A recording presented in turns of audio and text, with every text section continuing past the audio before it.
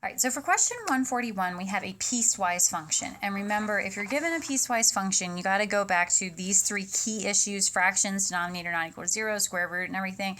But for piecewise functions, you got to go back to the checklist. And when you go to the checklist, you're usually concerned about the split point. Not always, but usually that is the concern. So for this particular question, they only give us u is equal to 1/2, and the question is this function continuous at u is equal to 1/2? So because we have a piecewise function, we are going to use the checklist. And remember, the checklist really boils down to the limit has to be equal to the function value.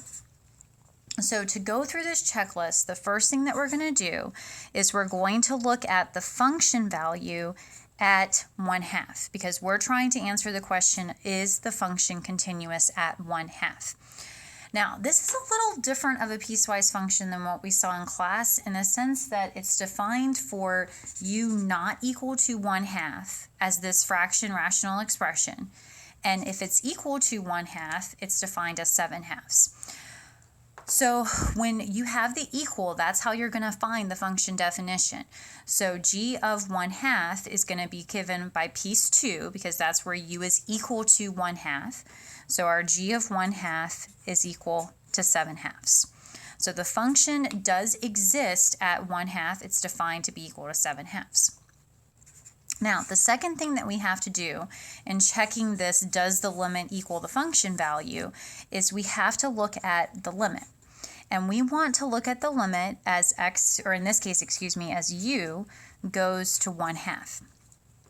Now, in class, we talked about examples where we looked at the limit from the left, the limit from the right, and then are they equal? In this case, though, this is kind of a different type of function. Remember that with limits, you are interested in what happens near that 1/2 point. And if you look at how this is defined, when it's not equal to 1/2, it is the fraction.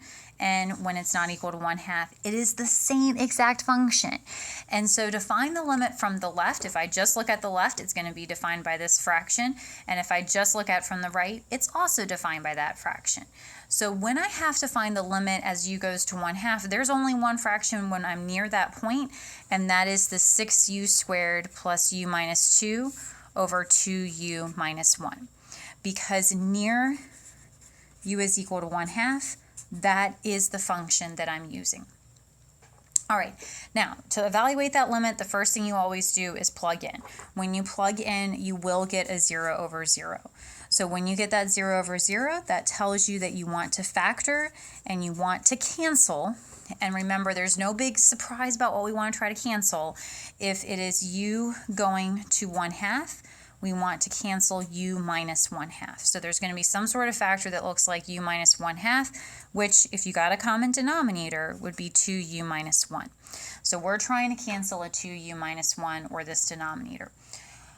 All right, so we're going to skip a couple steps here because this is a rather involved question. If I factor this denominator, I will end up with 2u minus 1 times 3u plus 2 over 2u minus 1. So my factor step will give us this.